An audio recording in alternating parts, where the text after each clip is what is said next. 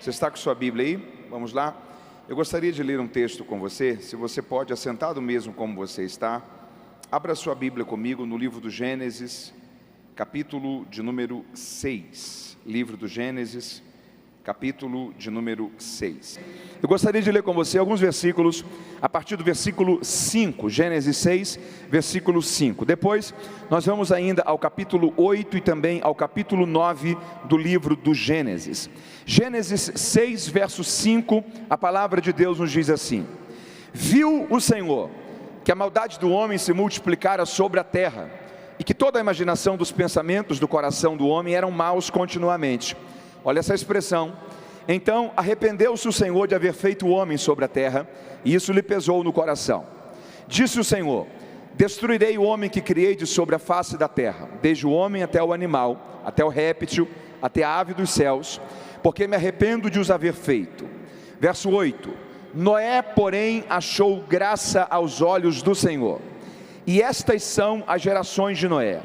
Noé era um homem justo, íntegro em suas gerações. Noé andava com Deus. Agora, capítulo 8, versículo 18, talvez uma página depois, capítulo 8, versículo 18. Então saiu Noé e os seus filhos, e a sua mulher, e as mulheres dos seus filhos com ele. Todo animal, todo réptil, toda ave, tudo que se move sobre a terra, conforme as suas famílias, saiu para fora da arca. Verso 20: edificou Noé um altar ao Senhor. Você pode repetir isso comigo? Diga: edificou Noé um altar ao Senhor. E tomou de todo animal limpo e de toda ave limpa e ofereceu holocausto sobre o altar. O Senhor sentiu o suave cheiro, e o Senhor disse em seu coração: não mais tornarei a amaldiçoar a terra por causa do homem, porque a sua imaginação é má desde a sua infância. Nem tornarei mais a ferir a todo ser vivente como fiz. Enquanto a terra durar, sementeira e cega, frio e calor, verão e inverno, e dia e noite não cessarão. Para concluirmos, capítulo 9, versículo 20. Capítulo 9, versículo 20. Começou Noé a lavrar a terra. Você pode repetir isso comigo mais uma vez? Diga: começou Noé a lavrar a terra. E plantou uma vinha, bebeu do vinho, embebedou-se, descobriu-se no meio da sua tenda. E viu Cão, pai de Canaã, a nudez do seu pai, e fê-lo saber a ambos os seus irmãos que estavam do lado de fora. Então tomaram Sem e Jafé uma capa, puseram-na sobre os seus ombros, e indo virados para trás, cobriram a nudez do seu pai. E os seus rostos estavam virados, de maneira que não vira a nudez do seu pai. Despertou Noé do seu vinho, e soube o que o seu filho mais moço lhe fizera, e disse: maldito seja Canaã, servo dos servos seja dos seus irmãos. Disse mais: bendito seja o Deus de Sem, e seja ele Canaã por servo. Alargue Deus a Jafé, e habite nas tendas de Sem, e seja ele Canaã por servo. E viveu então Noé ainda, depois do dilúvio, 350 anos. E foram todos os dias de Noé 950 anos, e então morreu. E se você leu comigo, diga amém. Quantos estão com a sua atenção voltada à palavra de Deus? Diga graças a Deus. Me empreste a sua atenção nos próximos instantes, para que eu possa compartilhar ainda uma porção da palavra de Deus ao seu coração nesta manhã. O livro do Gênesis, capítulo 6, ele começa com uma expressão muito curiosa. É a expressão que diz: fizeram os filhos de Israel. Fizeram os filhos de Israel. Deixa eu pedir uma atenção a vocês que estão nas duas alas. Vocês estão comigo aqui? Ok? Eu preciso da sua interação. Eu sei que o telão, principalmente se você não está acostumado em um auditório que tem eles, vai atrair a sua atenção. Mas se puder, olhe para cá, ok? Essa estrutura de telão é colocada para as pessoas que às vezes sentam nas extremidades lá da ponta. Vocês estão no centro. Então, se vocês puderem, volta a atenção para cá. Vou ficar muito feliz se eu tiver a interação de vocês. Você está comigo aí? Diga amém. Olhe para cá. Gênesis 6 começa com uma expressão que diz: fizeram os filhos de Israel o que parecia mal aos olhos do Senhor, ok? Dentro da ideia de que toda aquela geração viveu uma prática de maldade e iniquidade. Aí tem uma expressão que ela chama muito a nossa atenção, que é a expressão que diz arrependeu-se. Você pode repetir isso comigo? Diga arrependeu-se. Arrependeu-se o Senhor de haver feito o homem. Talvez a primeira impressão que a gente tem aqui é a ideia de como Deus tivesse feito algo de errado, ok? E Deus estivesse olhando para o homem, Deus tivesse dito o seguinte: ó, eu errei em ter feito a raça humana. Porque a ideia que a gente tem de arrependimento é a ideia de metanoia. Mas metanoia é o termo para arrependimento no Novo Testamento, que a grande parte do Novo Testamento é escrito em grego. O Antigo Testamento é escrito em hebraico. E o termo arrependeu-se aqui no original bíblico é nachan. E nachan é muito diferente da ideia do Novo Testamento de metanoia. Metanoia é a ideia de mudança de mente, é a ideia de mudança de entendimento e reorganizar a vida depois de algo que foi feito errado. Nachan não possui esse mesmo sentido. O sentido de nachan é a ideia de lamentação. Então a ideia aqui não é que Deus está olhando para a humanidade e Deus está dizendo: eu errei em ter feito o homem. Não. Mas é a ideia de que Deus está olhando para o homem e Deus está se lamentando por quem o homem havia se tornado. É a ideia de Deus comparando o que ele havia feito o homem em pureza, em integridade, em santidade, em comunhão e relacionamento com ele, e por causa do pecado e da desobediência, o homem havia entrado em um caminho oposto a isso e havia se virado contra Deus, pecando contra o Senhor. Então é o sentimento de Deus estar olhando para a terra e Deus está dizendo o seguinte: eu lamento, eu estou muito triste pelo caminho que vocês escolheram trilhar. A ideia que a Bíblia constrói para a gente aqui é o olhar de Deus sobre a terra e vendo a maldade dos homens, e Deus dizendo o seguinte: eu estou lamentando por quem o homem se tornou, e eu vou colocar um fim à raça humana, e a vida humana não mais existirá. Só que a Bíblia diz que Deus viu um homem, e o nome dele era Noé, e Deus achou graça em Noé. Noé era alguém que era movido por três grandes características. Em primeiro lugar, Noé andava com Deus. Em segundo lugar, Noé vivia de forma justa. E em terceiro lugar, Noé vivia de forma íntegra. Ele andava com Deus, praticava justiça e vivia em integridade. Embora toda a humanidade estava perversa, e embora toda a humanidade estava contra Deus, por causa de um homem, Deus deu uma nova oportunidade para a raça humana. Deixa eu dizer uma coisa aqui para você: o que destrói um lugar não é a quantidade de ímpios, o que destrói um lugar é a ausência de justos. Um homem só, uma mulher só, uma pessoa só, que Deus encontrar ali pureza, integridade, temor, pode ser um instrumento que Deus vai usar para mudar a história de uma família, para mudar a história de uma cidade, para mudar a história de uma geração, para mudar a história de uma nação. Deus quase sempre não conta com muitos, Deus sempre começa com poucos. Deus sempre vai encontrar um Gideão que não desistiu. Deus sempre vai encontrar um Noé que acreditou em uma direção de Deus. Deus sempre vai encontrar um Moisés em uma sarça. Deus sempre vai encontrar em um Abraão que confia na palavra que Deus liberou sobre ele. Deus quase sempre não vai contar com muita gente, mas Deus sempre vai contar com uma pessoa. E Deus encontrando uma pessoa, isso é o suficiente para uma nova história, para um recomeço e para uma nova estação. Eu quero crer a palavra de Deus sobre a sua vida esta manhã, que Deus vai usar a sua vida, e a partir de você, coisas novas de Deus começarão a ser realizadas por meio da sua vida. Você diz glórias a Deus por isso esta manhã? O sentimento de Deus é esse: toda a humanidade está perversa, mas Deus encontrou um homem. Me permita construir uma ideia com você diante disso, ok? Noé tinha crédito com Deus. Você pode repetir isso comigo? Diga: Noé tinha crédito com Deus.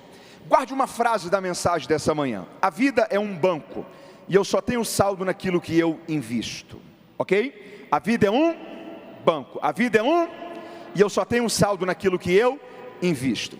Às vezes a gente fica muito preso a algumas contas da vida, ok? as pessoas elas ficam muito presas, por exemplo, a quanto que elas têm de saldo em um banco, em um aplicativo no seu aparelho. Deixa eu dizer uma coisa para você: como está o saldo em todas as áreas da sua vida?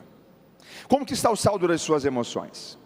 Como que está o saldo da qualidade do seu casamento? Como que está o saldo da qualidade do seu relacionamento com os seus filhos? Como que está o saldo do cuidado da sua saúde? Como que está o saldo de outras áreas da sua vida, que talvez você não consegue contabilizar em um aplicativo bancário? Porque a vida é um banco, a vida é um banco, e eu só tenho saldo naquilo que eu invisto. Esses dias eu ouvi uma entrevista com um grande empresário norte-americano, bilionário de uma grande companhia norte-americana, já com a idade de mais de 70 anos. E o entrevistador perguntou para ele o seguinte: me defina o que é sucesso, me defina o que é sucesso. O que você pensaria que um homem desse poderia responder? Múltiplas respostas, mas tudo envolvido: a influência, a poder social, a condição financeira, a autonomia empresarial.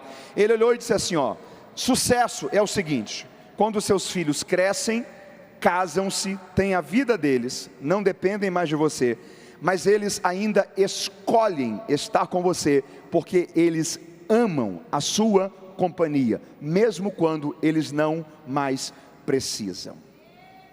Sabe o que ele estava dizendo em outras palavras?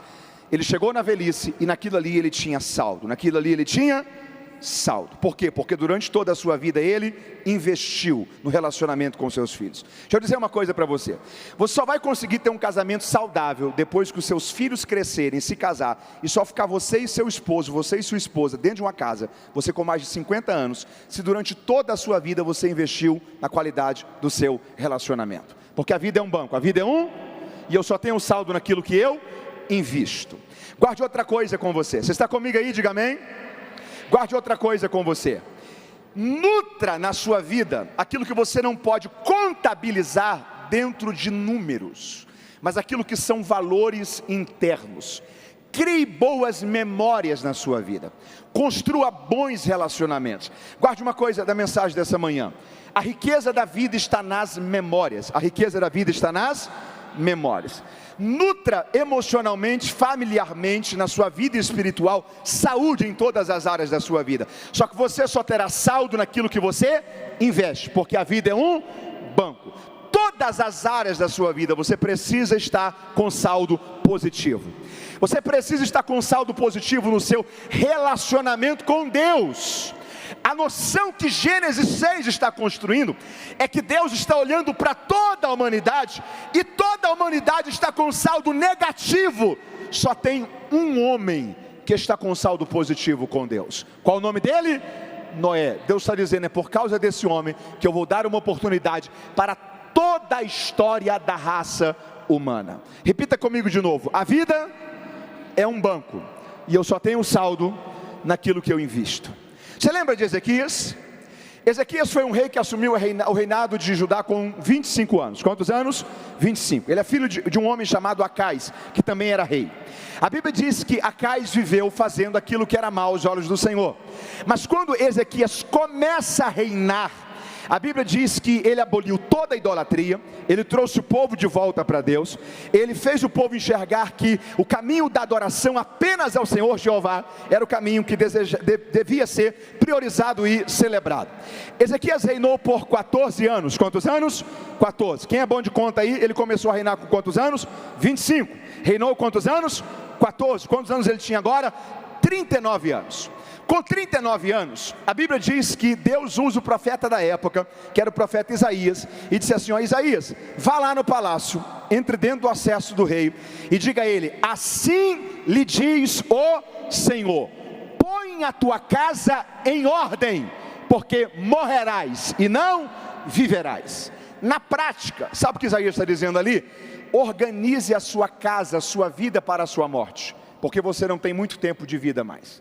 Organize aquilo que está desorganizado na sua casa e na sua família. Põe a tua casa em ordem, porque morrerás e não viverás. Eu não sei você, mas se eu ouvisse uma palavra dessa, a primeira coisa que eu ia fazer é me jogar no chão e dizer assim: Senhor, tenha misericórdia de mim, me cura dessa enfermidade, me dá mais tempo de vida. Quem também ia fazer essa oração? Faz assim com a sua mão.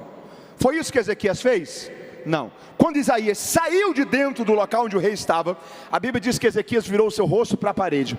E Ezequias não pediu a Deus cura, Ezequias não pediu a Deus vida, Ezequias não pediu a Deus milagre. Ezequias só disse uma coisa: Senhor, lembra-te da minha fidelidade.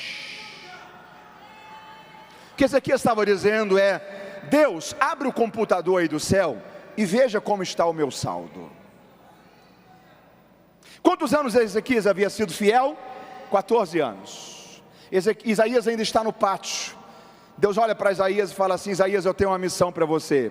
Meia volta, diga de novo ao rei, vá até ele, que eu ouvi a sua oração e eu vi as suas lágrimas. Olha que coisa curiosa, eu ouvi a sua oração e eu vi as suas lágrimas. Por que Deus especifica o que foi orado e o que foi chorado?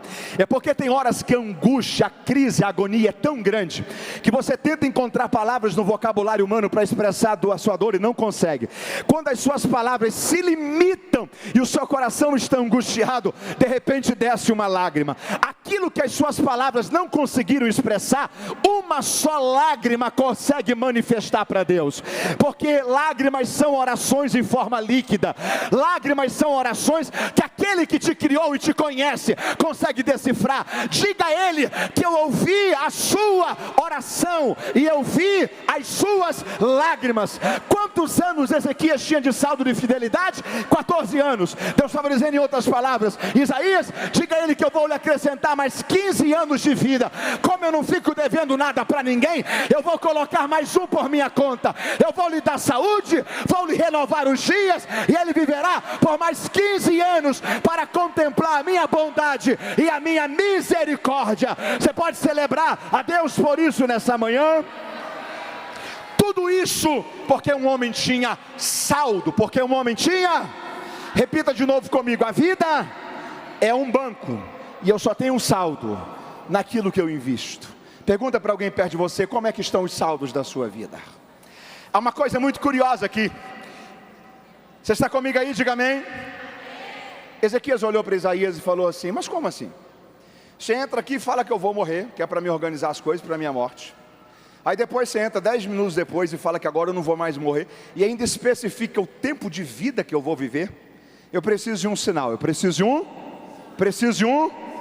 Isaías olhou para ele e falou assim: ok. Aí Isaías fez a seguinte proposta: o que você quer que aconteça? Que o relógio de Acais avance 10 graus, ou que o relógio de Acais retroceda 10 graus? O que era o relógio de Acais? Naquela época você não tinha, por exemplo, relógios que contabilizavam o tempo, ok? Você media o tempo por quê? Pelo sol. Acais havia construído uma estrutura de relógio por meio de escada. Imagina o seguinte, você está comigo aí? Diga amém. Imagina, por exemplo, que isso daqui é um degrau, ok? E aqui finda outro degrau, e aqui tem outro, e daqui para cá tem outro degrau. Imagina isso. No que o sol passava dessa direção para cá, o que o sol tendo passado dessa direção para cá causava no degrau de baixo? Sombras. Era essa sombra que marcava os graus, para se ter noção de que ponto do dia que se estava. Cada grau era o equivalente a 30 minutos. Quantos minutos? 30. O que Isaías está dizendo é o seguinte: há 2 sinais. Você escolhe o que você quer receber de Deus para a confirmação da sua cura e para mais 15 anos de vida. Você quer que Deus avance 10 graus, ou você quer que Deus retroceda 10 graus? Ezequias parou e disse assim: 10 graus, 30 minutos cada grau, 5 horas. 5 horas vai passar de qualquer modo. Agora, voltar 5 horas, eu só conheço um que tem o poder de fazer. Eu quero que volte 5 horas. Deus faz com que a estrutura da terra retroceda 10 graus. Há uma coisa curiosa aqui. Historicamente Deus estava voltando a história 5 horas antes. E 5 horas antes ainda não havia sido liberada a palavra que dizia: põe a tua casa em ordem, porque morrerás e não viverás. Deus estava trazendo a história no exato ponto onde a sentença de morte ainda não havia sido liberada. E o que Deus estava dizendo era: a sentença que vai valer é a sentença de vida, de livramento, e de continuidade sobre a história da sua vida, porque onde alguém que tem crédito com Deus, Deus muda a história, Deus muda o destino, Deus muda as estações e revela a sua bondade e a sua misericórdia. Você pode dar glórias a Deus por isso? Levante uma de suas mãos e diga assim: Senhor, ajuda-me a viver uma vida que eu invista a minha vida em Ti, para ter crédito contigo. Deus está olhando para a terra e Deus está dizendo o seguinte: tem um homem que tem crédito, tem um homem que tem. Nós conhecemos biblicamente alguém que é chamado de pai da fé. Qual o nome dele? Abraão. Há uma coisa muito curiosa, porque o termo fé, ele tem dois termos bíblicos que o definem, ok? O primeiro é no Antigo Testamento, que é emuná. Você pode repetir isso comigo? Diga emuná. Emuná no Antigo Testamento, que é o termo que a Bíblia utiliza no Antigo Testamento para fé, é a ideia de firmeza, ok? Emuná é aquilo que eu me agarro a isso. Deixa eu te dar um exemplo. Imagina alguém que está sendo lançado numa correnteza, você lança uma corda e a pessoa se prende à corda e é resgatada. O que essa corda foi para essa pessoa? Firmeza, algo que eu me agarro. É esse o sentido de emuná, ok? Emuná é aquilo que eu estou firme nisso. É por isso que nós temos a fé que nos garante vitória, porque nós estamos firmes em Cristo, e é Ele que nos sustenta, e é Ele que nos conduz, e é Ele que nos garante, e é Ele que cuida da nossa trajetória. Só que o sentido de fé no Novo Testamento, o termo usado no Novo Testamento é pisti. Você pode repetir isso comigo? Diga pisti. Curiosamente, o termo pisti no Novo Testamento, ele é usado tanto para crer, como também para confiar. É a mesma origem, crer e confiar. Biblicamente, se você crê, você confia. Se você não confia, é porque você não crê. Quem crê, confia. Deus está chegando para um homem, Deus está dizendo o seguinte: ó, toda a humanidade será destruída. Eu vou poupar você, sua esposa, seus 3 filhos e suas 3 noras. Casais de animais, para que as espécies sejam perpetuadas. Você vai construir uma arca, porque eu vou enviar um dilúvio. Provavelmente Noé perguntou: Deus, o que é um dilúvio? Deus deve ter respondido: Noé, um dilúvio é chuva. Provavelmente Noé perguntou: Senhor, o que é chuva? Até Gênesis 6 você não tem chuva. É um orvalho que descia sobre a terra. A primeira vez que aparece um arco-íris é após o dilúvio. Há uma grande probabilidade que a primeira vez que chove na história de toda a humanidade é no dilúvio. Deus está chegando para um homem que mora em um deserto, a centenas de quilômetros do mar mais perto, e Deus está dizendo que toda a humanidade será destruída por causa de uma enxurrada de água nunca antes vista, e somente quem estiver dentro de um barco que ele vai construir, que será salvo para perpetuar a história da humanidade. Noé olhou para Deus e disse: eu confio, eu vou construir esta arca. Quem aqui já viu algum filme do dilúvio? Faz assim com a sua mão, ok? Você lembra daquela cena do Noé desesperado tentando fechar a porta da arca? Gente tentando entrar, a água vindo lá no horizonte, um esforço para fechar, e um dos filhos talvez olhando para ele dizendo assim: pai, ufa, hein? Quase. Mas 5 minutos entrava água aqui dentro e acabava com tudo. Você já leu o texto do dilúvio com calma? A Bíblia diz que do dia que Deus fechou a porta da arca, até o dia que Deus enviou o dilúvio, levaram-se 7 dias. Quantos dias? Quantos dias? Se coloque na pele de Noé. Porta da arca fechada, nada de chuva, gente reclamando lá de fora. Segundo dia, porta da arca fechada, nada de chuva, gente questionando lá de fora. Terceiro dia, porta da arca fechada, nada de chuva, gente murmurando lá de fora. Talvez no 4º dia um dos filhos olha para ele e fala assim: pai, deixa eu fazer uma pergunta para o senhor. O senhor tem certeza que Deus mandou o senhor construir mesmo esse barco? Tenho. Ok. 5º dia talvez chega um outro filho e fala assim: pai, deixa eu fazer uma pergunta ao senhor. Quantas vezes Deus falou com o senhor que Deus iria enviar essa chuva, esse dilúvio, iria inundar tudo de água e somente a gente seria salvo? Quantas vezes Deus falou isso com o senhor? Noé olha e fala assim: uma vez. Quantas vezes? Pai, quanto tempo tem mesmo que Deus falou isso com o senhor? 120 anos atrás. E depois ele não falou nunca mais? Não, nunca mais. Mantém a porta da arca fechada. Talvez no sexto dia chegue um outro filho e fala assim: pai, deixa a gente abrir a porta dessa arca. A gente conta uma história, a gente livra a pele do Senhor. A gente disse que isso era ideia nossa, que não tinha nada a ver com o Senhor. A gente faz o Senhor sair bem na situação. Não, mantenha a porta da arca fechada. Eu sei que Deus falou comigo. No sétimo dia, a Bíblia diz que Deus abriu com portas dos céus e com portas da terra. A sensação que dá são lençóis freáticos explodindo na terra, com portas da terra, e chuva vindo do céu durante 40 dias e 40 noites, como nunca antes existiu. A terra fica um ano submersa, e Noé não duvidou. Noé não abriu a porta da arca, porque Noé tinha certeza de uma coisa: Deus não vai falhar. Deus não vai falhar. Deus não vai falhar. Deixa eu crer numa palavra de Deus sobre a sua vida esta manhã. Deus não é homem para mentir, nem filho do homem para se arrepender. Todas as palavras que Ele liberou sobre a história da sua vida, no tempo certo se cumprirão, porque Deus não vai falhar com você. Você pode celebrar a Deus por isso. Levante suas mãos e diga assim: Deus, ou a gente confia por inteiro, ou a gente não confia.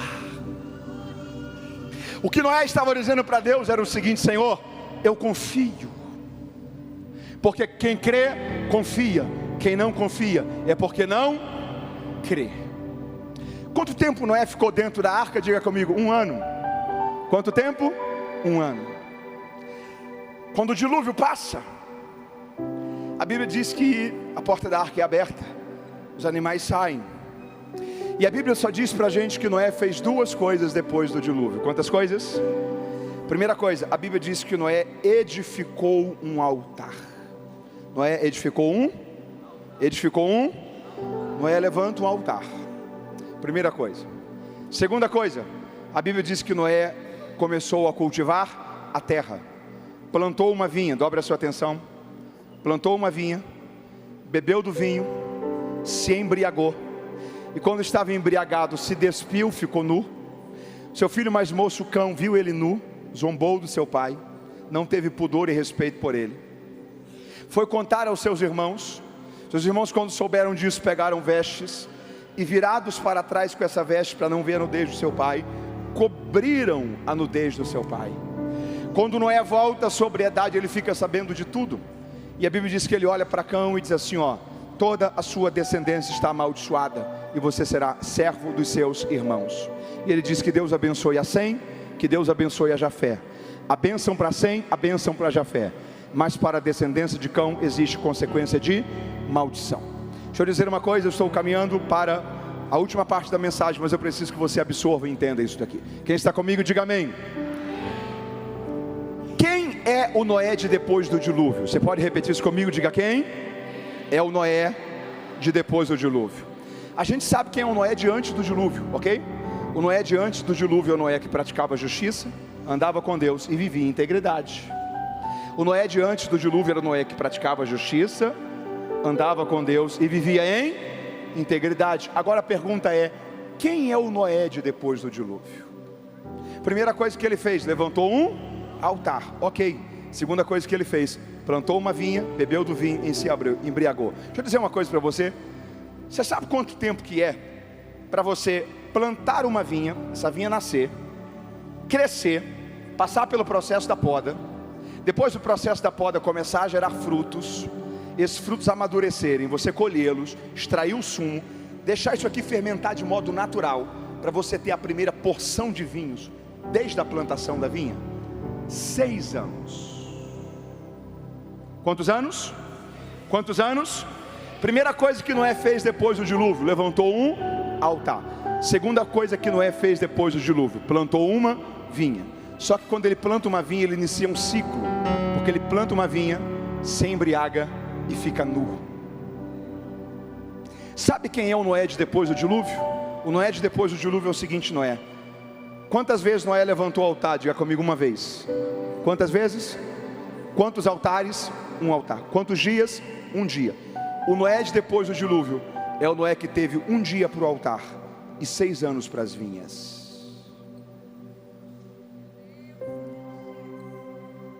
Deixa eu dizer uma coisa para você. O que muda a sua vida não é o que você faz em um dia.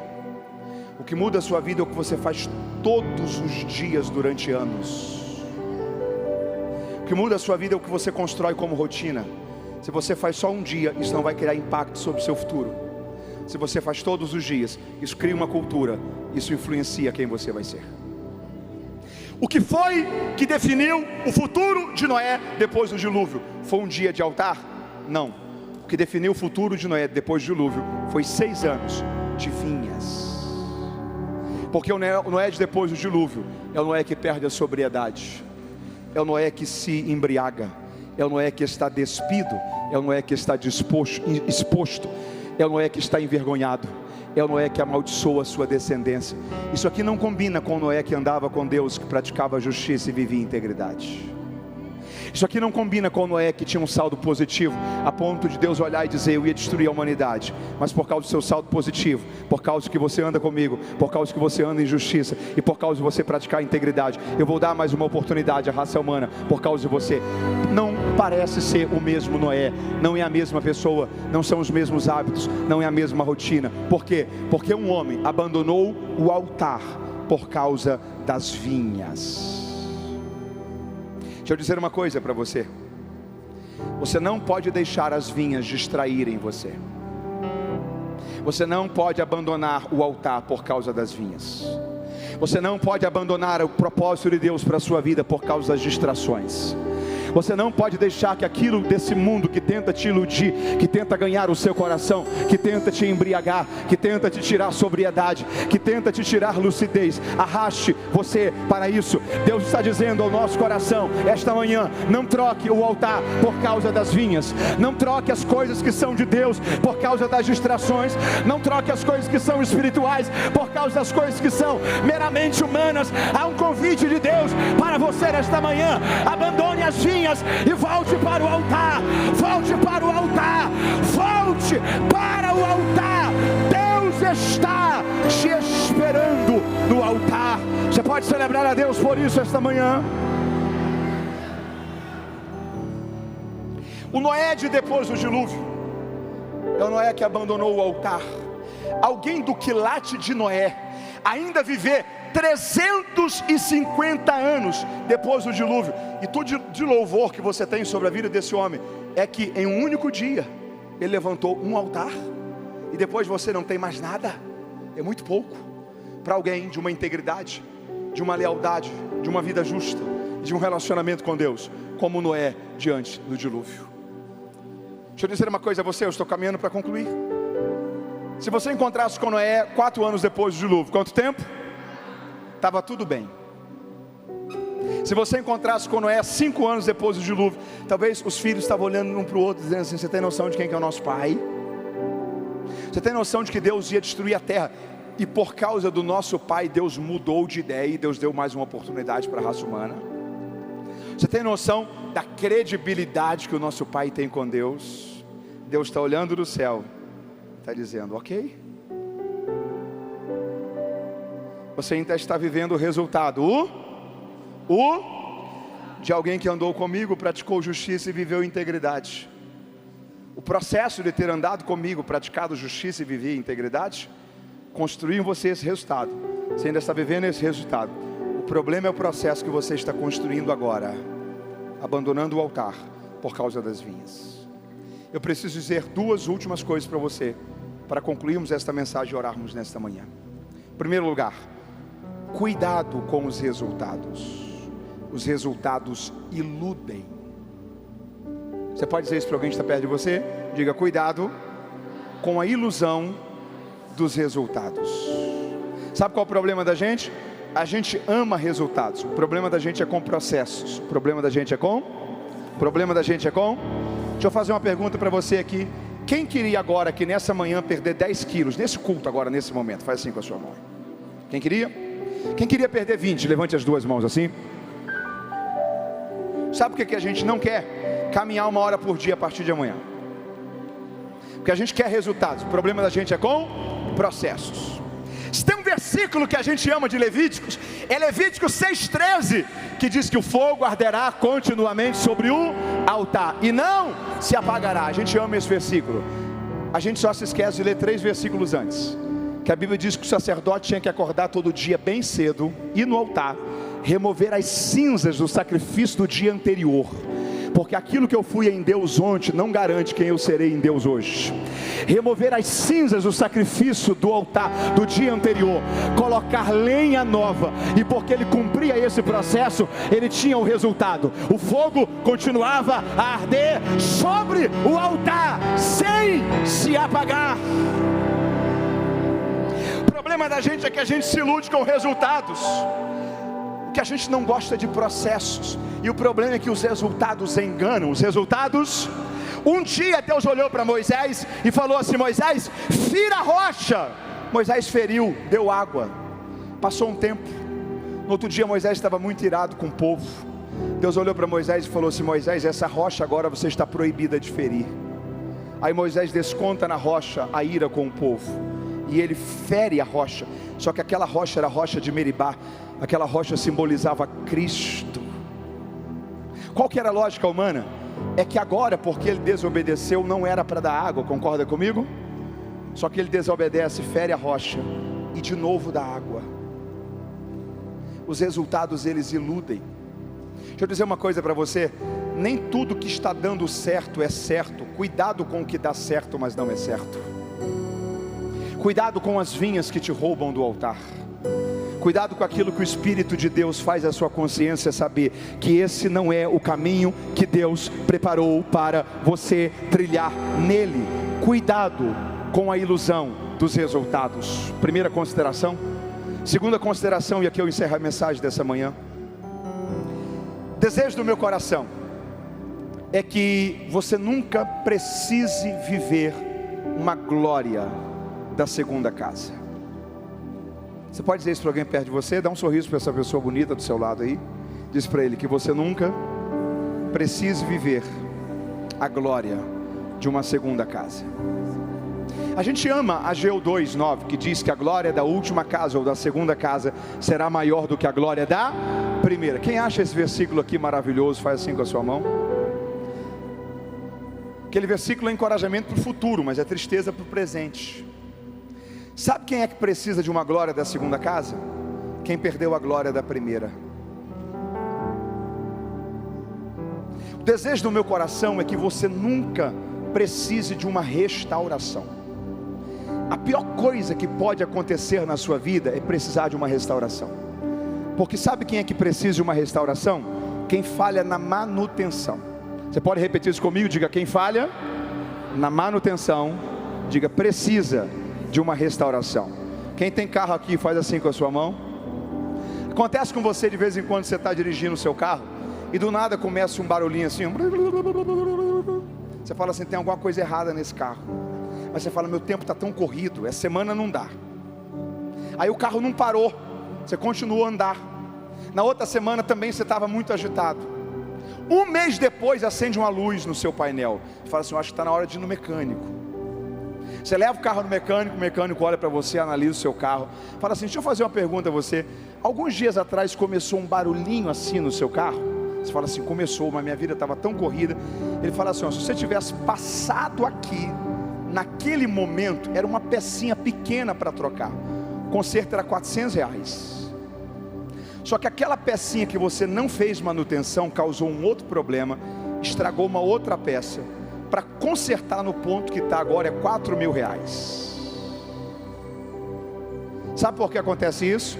Porque você falhou na manutenção. E todas as vezes que você falhar na manutenção, você terá que arcar com os custos da restauração. E o problema é que a restauração sempre custa muito caro.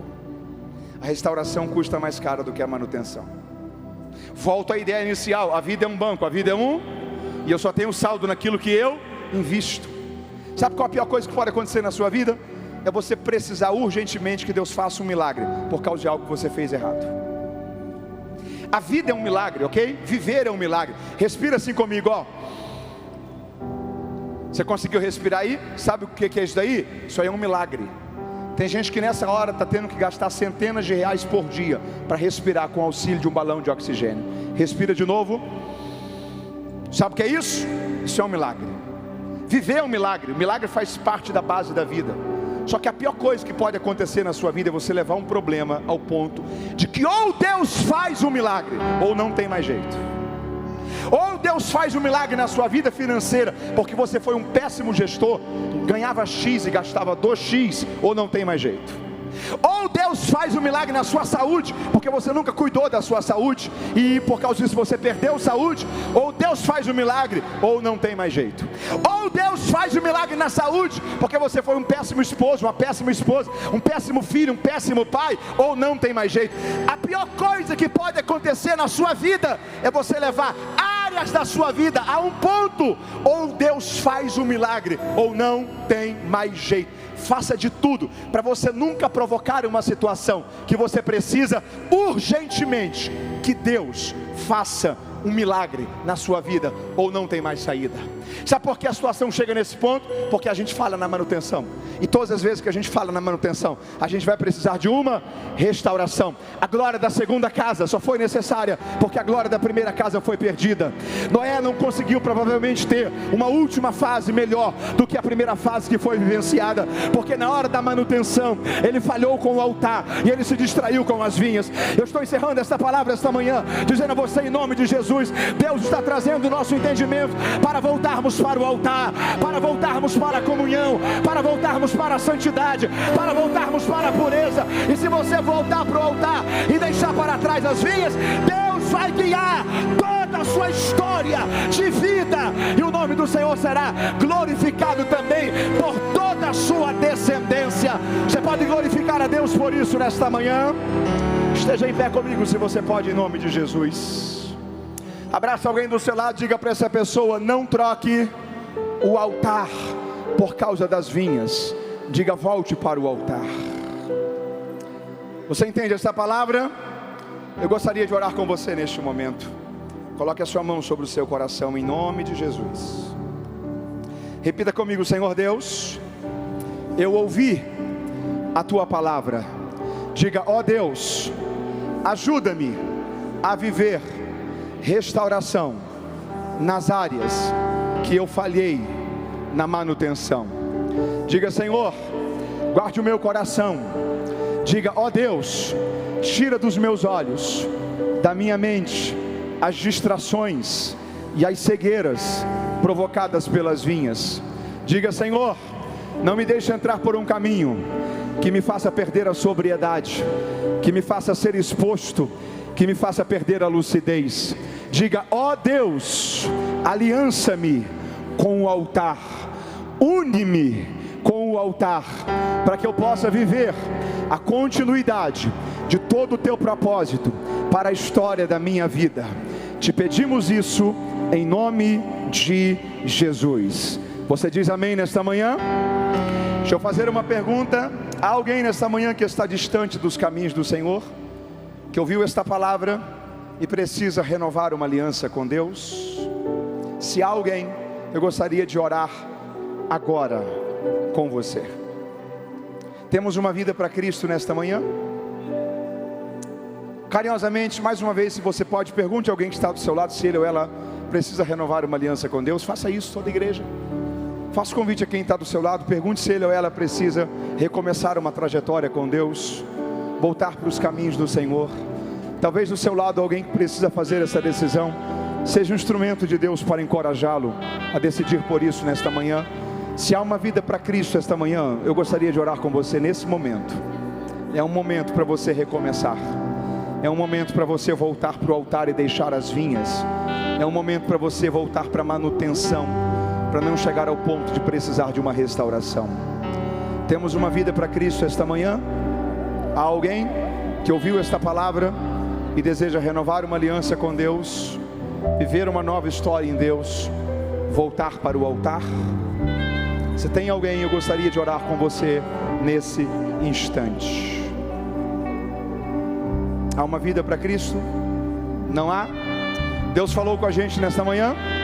Que Deus te abençoe, mantenha-se em pé. Deus abençoe a vocês em nome de Jesus.